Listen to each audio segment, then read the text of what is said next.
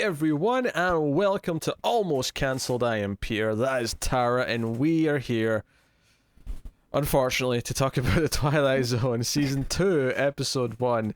It's called Meet in the Middle, so full spoilers for the episode, as always. So, first things first, we reviewed Season 1 of this show, and we weren't that positive. Well, technically, Tara reviewed half of the season. Connor did the first half, and then Tara jumped in. And then bailed. Yes. So Tara and I, of course, review classic Twilight Zone episodes where we're actually only like halfway through season 2, but that's because there's so many episodes per season in the old show that it's not that we've been going that slow, it's just there's so many episodes that we're still in season 2. But we're working through the original Twilight Zone, so naturally we're here to review the new one as well. Unlike last season, all 10 episodes of this season have went out at once. We were only going to cover them once per week, right? We'll just do it one per week until it's done. We're not going to be rushing through it and try to put them out as quickly as possible. So bear with us, but but we committed to doing it, and we're here, and we're going to talk about it. In this first episode, Meet in the Middle stars Jemmy Simpson and the voice of Gillian Jacobs. And it is essentially kind of like a horror-style story, but with a little bit of something Penny else. for your thoughts? Oh, sure. A little bit of penny for your thoughts, yeah. So this is about a character named Phil who, on a random blind date, starts to hear a woman's voice in his head, someone named Annie.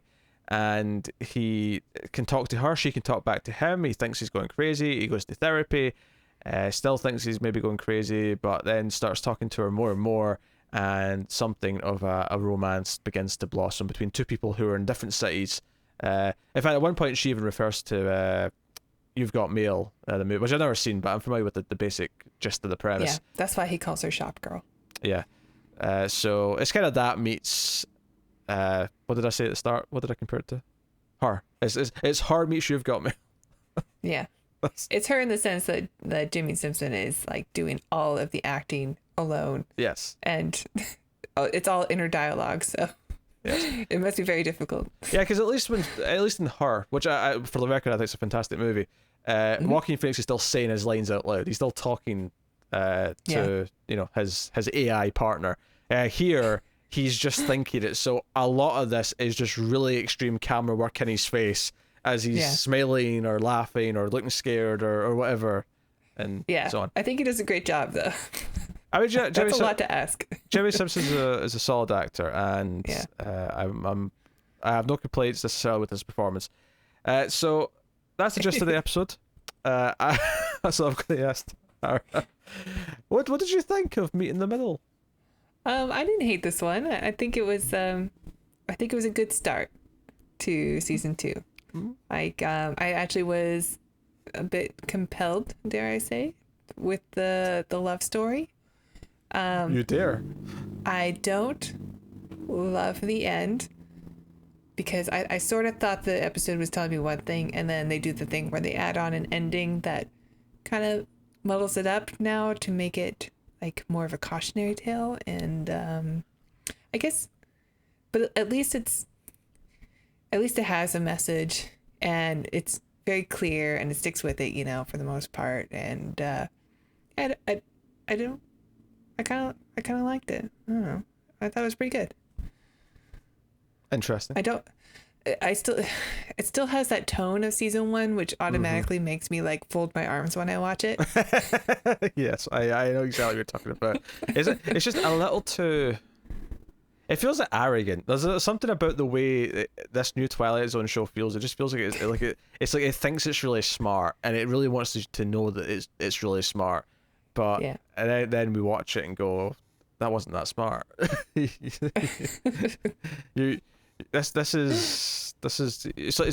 like the original Twilight Zone is like Jim from The Office, and the only reason why I'm saying Jim from The Office is because this Twilight Zone is Dwight from The Office, who's really intense about what he's doing, but he's kind of lame when you actually look at him and look at what he's doing. He thinks he's dead serious about whatever it is he's doing, but no, it's not quite there. So I'm so frustrated. I feel like it's true to form. It reminds me of season 1, like in so many ways, because the episode starts, and it's I don't know, I think the camera works a little bit over the top with what what it's doing when he's hearing things. But that aside, I was thinking, you know what, I love the movie Heart, and it's got some similar ideas to that, and he's talking to this woman in his head. It was even making me think a little bit of that Black Mirror episode, Striking Vipers, a little bit. Mm-hmm. Not exactly, obviously it's very different in a lot of ways, but a little bit of that. And I was like, okay, you know what, this is something about him finding someone, and because he's having all these bad dates. And I'll be honest, it kind of the first date at the start of the episode kind of made me side against him a little bit because he was a bit of a dick. Well, I think that's on purpose. Yeah. And then the episode keeps going, and I thought, okay, you know what, it's not perfect in its execution, but I kind of like what it's doing, what it's saying, especially when she tries to pull back, and we'll get into the details in a bit. But the last 10 minutes, it just it was, I wouldn't quite say it was nuanced, but it felt like it was no, it's got something meaningful to say about relationships, maybe even about what's the word I'm looking for here, like some online dating. Sorry, I was getting vibes of online dating. Oh yeah, well, I didn't even think of that. I was getting more kind of because there's multiple points where he seems to be ignoring women around him for the voice in his head, and I was like, oh, he's ignoring all these people who might actually be good partners because the perfect woman's in his head. I thought it was going to say something kind of meaningful about. Yeah, that's what I thought it was going with too. And then the last 10 minutes completely shits all of that out of, I don't know, pick a big animal's ass. It completely shits all of it away for some ridiculous double twist ending, which, by the way, there's a moment when the first twist happens where I immediately said what the second twist was because I knew they were going to do it, and it makes no sense based on the themes of the episode or anything it did before that point. Yeah, I agree. I really liked the episode because it was mostly about Jimmy Simpson going through this roller coaster of emotions, and he's a really great actor, so it was fun to watch him. But yeah, then stuff happens, and I don't know, I guess we're doing a spoiler-free section since it's the first episode. Not really. I was just kind of staying away from the twist until we actually go through it. Yeah, all right, we'll get to it later. Yeah. But I think the twist comes in, and then it kind of just says, all those things. Now it's about be careful who you fall in love with without knowing them, or something or I guess beware of catfishing. I think this is the sad part, is though I don't think it really has said any of this. I think because it's Twilight Zone, you're looking for it to say something because it's Twilight Zone. I don't actually think the last 10 minutes of this episode is actually saying a goddamn thing. But they work so hard, in the first, I don't know, 80% of the episode to be this is a guy who is really having a hard time, just finding the right girl because he has high standards. And you're right. Sure. The woman in his mind is the perfect woman, and he can never meet her. But also, you're also a bit on his side because online dating is the worst. I've tried it. It sucks. Sure. It does feel it's a very surface thing, and you have no real feelings at first. And he just insulted her, and she's just whatever, I'm at my restaurant I've always wanted to go to, and apparently he drops $200 on it. So maybe he does just date a lot of girls who are just trying to get a free meal out of it and have no connection. Yeah, I mean, I guess there's something there about. I mean, I don't think. This is the thing. I don't think this episode really meaningfully says anything, right? It doesn't. But to go with what you just said a couple of minutes ago about it being a warning, I guess the warning is that if someone pretends to be the perfect person to you, that may be suspicious. If someone. Right, but there was also this communication aspect of it where he can't see her. He doesn't know, for a long time he doesn't even know what she looks like. But because he's forced to just talk to her, he gets close to her. And that was going to be okay, so yeah, also if you just take away all of the, I don't know, impossible standards that you have and get to know somebody, you can fall in love with them. Yeah, and that would be... But Tara, these are all good things. These are good messages. And then the rest of the episode says, no. Yeah, this was the arc that we were going with, using the the vehicle of the Twilight Zone telepathic ability. There was an arc that it felt like it was going in that direction, and then at the ending said, no, we're over here, haha, tricked you. And it makes no sense. It just makes no sense. So just to sum up what goes on in the episode, right? So he starts hearing her thoughts. She hears him, and they kind of freak out and say, let's not talk to each other again. Okay. But then he gets kind of bored in the supermarket, and he's like, hey, are you there? And then she's like, yeah, I'm here. And then he's in therapy, and then randomly she's in his head going, I'm bored, where are you, what you doing? And he's like, I'm at therapy, and he storms out the therapist office and blah blah. And then they end up like basically talking whilst he's getting lunch or whatever, and they essentially end up having a date where they both get food, and because he dines in, he doesn't take the food home. He's like, no, I'll eat here tonight. And he sits there, and they're both sitting there joking and laughing with each other. He must look like a maniac, by the way, to anyone else in this bar. He's just sort of sitting there like giggling to himself and all sorts.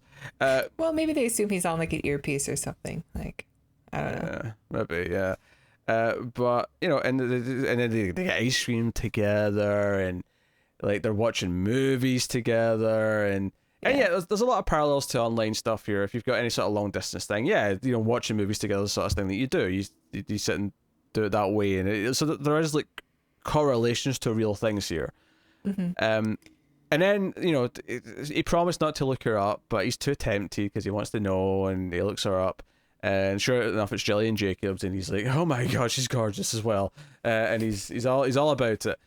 And then plus, he already loves her, so even though she has like glasses and curly hair, like he's already in love with her. So it's just kind of a relief, like she's good enough. Well, that was of course she is beautiful. That was the thing at the start of the episode is when he sort of brings up like the woman's hair is like not like her photo, and he's really awkward about it. Like I think there's probably a way you can sort of say, oh hey, you look so different from your photo, without it sounding like you look really different from your photo. This is not what I was expecting. You look kind of He was like accusing her of catfishing him, of trickery. Yes, because he says, "What, do you not like it or something?" He's like, "It's fine." I know, and then she's like, "Whatever. I'm at this place that I really wanted to eat at." And I'm like, "Okay, right. You're not winning me over here with this guy so far." But but when he says that he wants to meet her in person, that they should do it, she gets cold feet. Says, "Oh, I mean, blah blah. Oh, by the way, I'm married." Actually, she doesn't. He sees that. Well, in the he photograph. looks her up and sees the ring. Yeah. She basically gets cold feet and goes to hide, and he gets really anxious about it, and he looks her up, and she's got a ring. And when they end up talking next time, late in the night or whatever, she can't talk to him again. She basically gives him the cold shoulder for a while, and he's like going mad because he can't talk to her. And then he's on another date at some point, and that's when she randomly starts talking to him again. It's right in the middle of the date, and it's like frantic. It's like she couldn't. She's been trying to reach him but couldn't. And he like freaks out, and he's like yelling, "This is the best news ever!" Because she wants to meet him. And I don't know if it's is it before this we have because I mean, as soon as I started, the first thing I said was, "Okay, when's the masturbation scene going to come?" Where no, it happens before they stop talking. You're right, it does. There's this that's so it's like, of course, I mean, don't get me wrong, it's classy enough. The hand goes under the covers and then it fades to black. It's done with some respect, but you knew it was coming, right? You knew it was coming. It happens in Her. That's true. In fact, it's a lot more explicit in Her. Indeed. A lot more explicit. So they're building up to this, and where it takes the big drastic turn is when they're both in the train, because she says, let's meet in the middle, and she says that this city's right between us. It's like, because when he's on the train, it's like another 4 hours to the stop, so I assume it's at least like 5 hours, like, so maybe a 10-hour trip to where between them, so it's like 5 hours to the middle, and they're talking when they're on the train, and then all of a sudden she says, "Oh, there's this creepy man looking at me," and I'm like, and this was the moment where I kind of went, okay, where are you going with this episode? This feels like out of left field. And to be fair, there was like a little moment here where she starts talking about how he's chasing her, and I was like, maybe this actually kind of works. Maybe the whole idea is that just as he's about to meet her, there's some excuse in his head why he's never going to. Like, there's some excuse where she's murdered in his head, and the whole point of this is that she was never real in the first place, and it is because the therapist at the start of the episode even brings up DID, and it's, I thought, okay, all right, maybe it's doing something interesting, but then it becomes this thing where he's talking to her again, because he gets to the train station and it's hours later, and eventually she starts talking to him, and she's like describing sounds she hears. She thinks she's in the forest, and she starts describing things, and it becomes him running through the forest to find the house where she's been abducted, and I'm like, what did this episode turn into? This is not even remotely like anything like that we were building up to before. And he gets to this house, and this guy answers the door, and he's sort of talking to him really weirdly for like a minute, and then eventually he's talking to Annie in his head, and he's like, hey, the guy that took you, does he have a beard? He's like, yeah, and a plaid shirt. And he's like, and he's got a plaid shirt, of course. So he runs in, and they're fighting, and he bashes him, he punches him repeatedly, he kills this man. And then eventually this little girl comes in, and he's like, Daddy? And she starts screaming, and then in comes Gillian Jacobs. She's like, oh my god, what happened? What happened? Ah! And she's like fighting him back with a butcher knife. And the weird thing is that as soon as this started playing out, where she's sort of yelling at him with the butcher knife, I said, no, this was real, and she wanted her husband murdered, because she said earlier in the episode that she's in a marriage she doesn't like, and she wants rid of him. And I thought, and it's not because it was the natural way to do things. It's not because I liked the idea. It was just because this is the obvious twist that they want to do. This is the thing they want to do to go, I gotcha. This is the evil twist. And I don't think I disliked anything more than this episode than after he's been arrested and he's sitting in the police car, and he's like, he's basically saying to himself, oh, I am crazy. I do hear voices. I murdered an innocent man. And then you just hear Annie go, start talking to him, and she explains that, no, this is what I wanted from you. Like, you were my hatch in the desert. And there's a shot of her on the stairs with her daughter, and she's just sort of looking like evil. And I just thought, this is dumb shit. I hate this ending. This ending retroactively ruins the whole episode. And you know what? I felt that way about the season 1 with the Nightmare at 30,000 feet. Yeah. Oh yeah, I can see that. Yeah, because I added that extra tacked on section that it didn't need. Like, honestly, see if this episode had ended with him getting off the train and she's just not there, and he comes back home and maybe he like goes up and talks to the barista that he had like a crush on early on in the episode, and it just ended there, it would have been a solid 7 out of 10. Right? Not amazing, but solid. This last 5-10 minutes, it's insane. Yeah. Garbage. Absolutely. It was like, we want to do the cool twist because we want to be like Fight Club, or we want to be like The Sixth Sense. We want to do these things. And I'm not bashing those movies' twists. I'm saying this is what it felt like it wanted to be. It wanted to have these bullshit twists. Yeah. I suppose every episode in season 1 had some kind of twist at the end. I guess that's what they feel they need to do for a show to be, I don't know, memorable, for an episode to be memorable. And here's the thing. A twist is good when it recontextualizes the story and still works. Where you look, I mean, spoilers for Sixth Sense here, right? Just a way to point that out. Right? Just no spoilers for Sixth Sense. Okay. All right, I have to give the spoiler warning, okay? Right. So when you get to the end of Sixth Sense and you realize that Bruce Willis was dead the whole time, when you watch that movie at another time, you notice how he talks to people. You notice all his interactions with people. You notice all these things thematically and even physically in the scenes. Everything works in a way that it didn't the first time. It makes the movie better. Like, it actually is a better watch the second time when you know the twist. Or the first time if people haven't watched it yet. True. But, I mean, I think it's worth watching once without the twist and then once with the twist. Because, I mean, like, if people listening or watching us right now. I just said full spoilers. I gave them the choice. They could have opted out.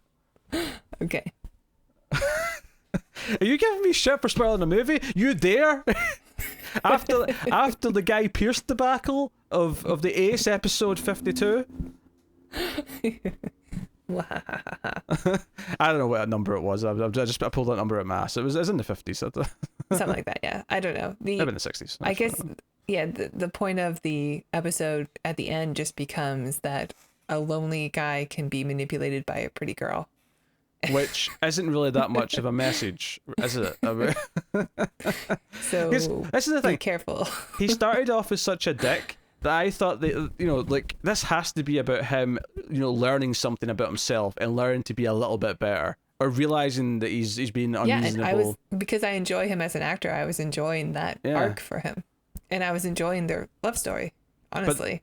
But the ending has nothing to do with any of this. I'll say, because I don't know the actress. I looked her up. I've never watched Community, so yeah, like I don't know her. So when she showed up in the house at the end, I wasn't even sure that was her.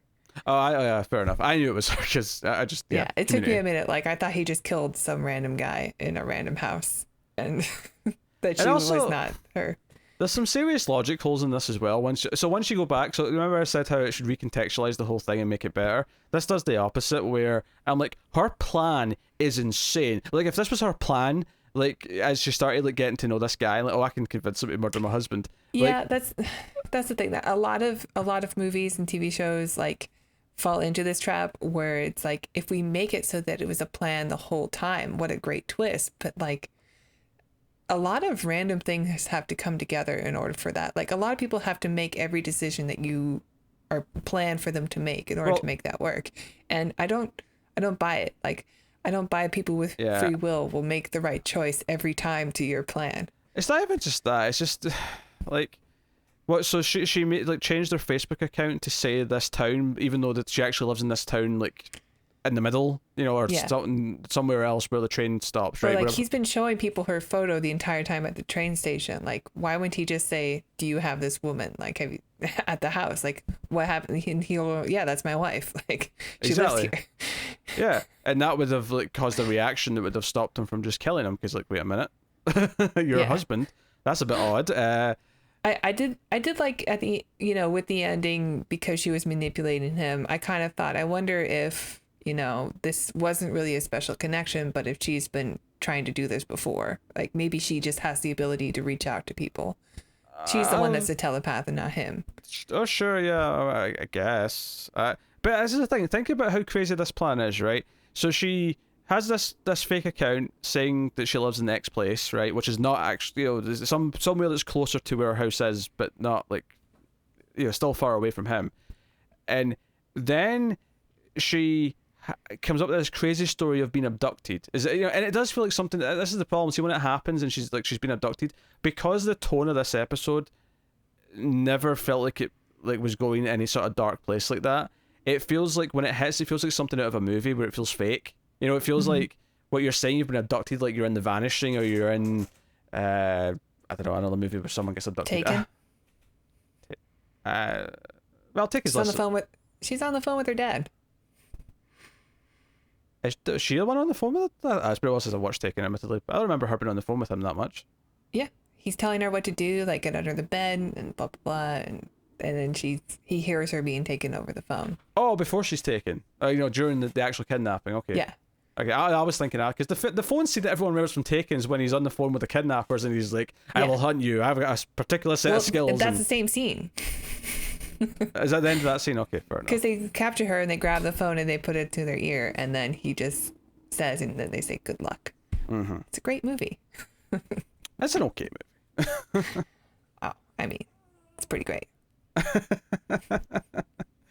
Yeah. Anyway, so, I mean, the end result is I hate this episode because the ending completely makes it ruins the whole thing. Like, the ending. I don't hate it. The ending is not great, for sure. I wouldn't say it's garbage. I just think it's, I don't know. It's not the choice I would have gone with. I like most of this episode, and I think it's at least on track to being better. I think this is better than anything from last season. I feel like people who are going to defend this episode are going to say, well, no, but she did bring up the husband, and the seeds were planted. I'm like, yeah, there's lots of clues. That's for sure. I mean, there's clues technically, but nothing else in the episode feels like it belongs with that part of the plot. It just, do you know what it is? A twist should feel like it really, like I say, recontextualized, but also feels like so planted in everything up until that point that it just feels so natural, and it feels like you're surprised, but you're like, of course it makes sense. Of course this is what's going on, and this doesn't have that feeling. This is basically, This is like someone bringing out a birthday cake, and there's going to be a twist, and they're bringing you a birthday cake. They're bringing you a birthday cake, and instead of it being like, oh, there's someone in the cake, or there's a surprise in the cake, there's just someone jumps out from the left with a giant like knife with blood dripping from it, going, ha, kill you, or something. I don't know. Like, it's just something completely random coming from the left. It's not baked in. You know, baked in. See, I'm keeping this going. This metaphor's going. It's not baked in to the core thing in front of you. It's just this wacky thing from the side. All right. Yeah. Well, I mean, I'm sort of defending the episode, but I don't. I mean, I also kind of agree. Like, I don't. I like the episode. I like what the episode was for most of it until the last like 15 minutes, and then like, oh, there you did it again at like Twilight Zone. You had like a decent message, and then you went, just kidding, here's the twist, and now the message is muddled and doesn't make any sense. But do you think the writers of this show think I do think arrogant is probably the right word. Yeah. But do you think the writers of the show feel like as long as they start a message, they don't have to finish it? They could just, as long as they can start 10 messages. I think they think the twist is the most important part of the episode. When I don't think we watch the original ones every week, and not very many of them have a big twist at the end. They just, like, some of them are kind of fun, and some of them are just like, yes, some of the great ones have a twist, but they don't all have to be great to be enjoyable. And sometimes the twist isn't that like much of a twist. Sometimes it's a little bit of a twist, but it's mostly just the character realizing something. And, you know, it's. Well, buckle in for another season of these bad boys. It was off to a great start. I think it's off to a better start. I like this more than the comedian one from last year, which was their season premiere. I think at that time I was trying to be optimistic. I have no optimism this season. I appreciate that you're here to try and, I don't know, be nice about things, be the good cop. I know. I want it to be good. I really do. I mean, I love the Twilight Zone. Like, let's make it good, guys. I'm rooting for you. But yeah, I don't like the direction of the episodes where it's just like, here's an eerie thing, here's a cop light, here's I don't know. Not that the direction of this one was particularly bad. Like, I actually thought for the most part it was playing like a short film, a love story, and I thought it was kind of decent. But yeah, there's a lot of close-ups on his face.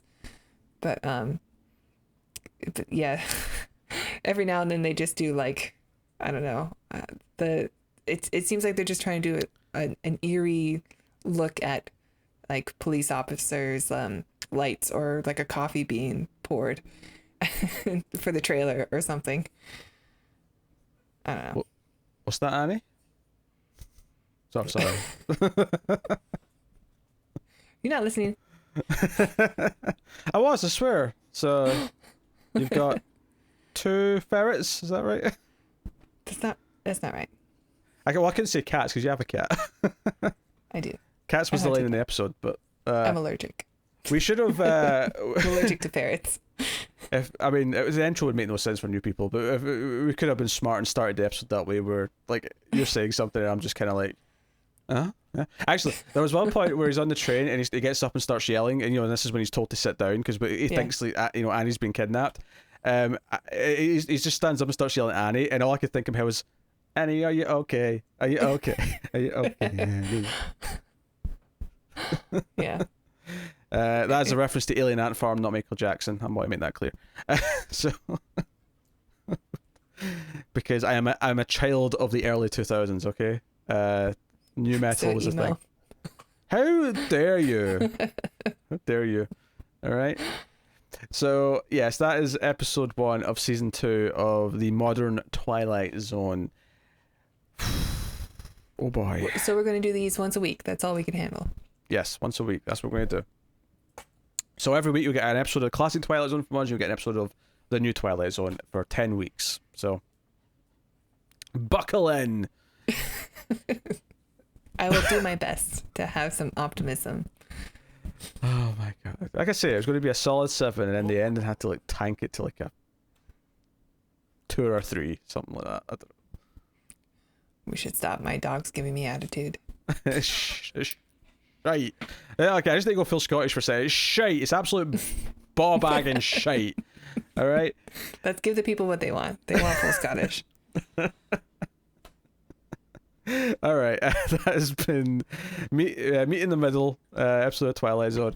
Let us know what you think of the episode in the comments below. Like and subscribe, all that stuff. Like is very important. It lets YouTube know that you want more of this, and it lets them know to distribute us and recommend us to other people. Put us in the recommendations of other people watching Twilight Zone things, or maybe just, I don't know, handsome Scottish man and American girl talk about TV. I don't know. Frizzy haired American girl. Frizzy hair, there you go. Whatever categories YouTube breaks things down, that has to be a category. Has to be a category. All right. So yeah, Tara, why don't you tell them about Patreon? Yeah, if you like our reviews and you want to help support the channel, check out our Patreon page. It's patreon.com/MilePlusTV. We appreciate all donations, and if you donate as little as $1 per month, you will get access to a back catalog of science fiction movie reviews that we've done for our other show, the AC Atomic Cinema Experiment.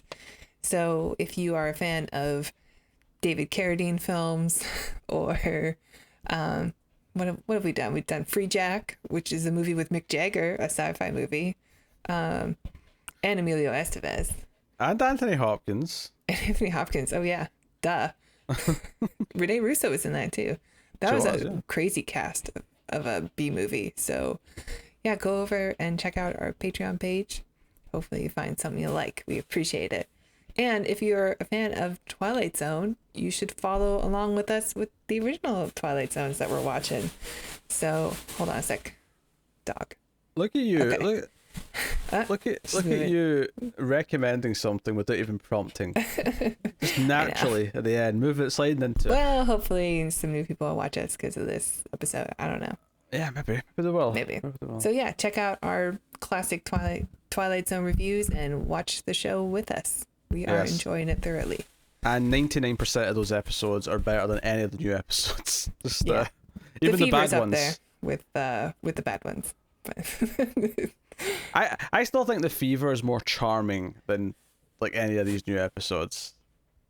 At least in that episode when the slot machine starts hunting the guy and coming towards him, I'm like, yeah, this is kind of funny. This is kind of goofy and funny. I'll tell you what, I said this felt arrogant. Nothing about that episode felt arrogant. That's true. Nothing about that slot machine coming for him in the night felt arrogant. Nope. If anything, there's like with that Alphaville computer voice. It was shameless. Yeah. Absolutely shameless. There's been a couple of comments in our Alphaville review recently, actually. People are not happy with us. Yes. Sorry. Someone said, if you want a Michael Bay Hollywood movie, go watch a Michael Bay Hollywood movie or something like that. I was like, oh yeah, because I don't like one movie. I clearly only like Michael Bay shite. You did say that you basically don't like Jean-Luc Godard at all. I don't. Yeah, but I like lots of other directors who fall into the Criterion collecting. Maybe you just don't like French cinema. Henry Georges Clouzot is like one of my favorite directors. So.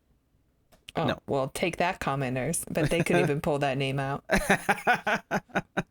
Diabolique. A masterpiece, okay? I'll just put that out there. Anyway, we've went off tangent. I've seen Danger Diabolique, which is the final episode of Mystery Science Theater. So probably the same thing. No, it's definitely not. This was definitely not. All right, that is Twilight Zone. Thank you very much once again for watching or listening. We always appreciate it. Keep watching TV, guys, in the Twilight Zone.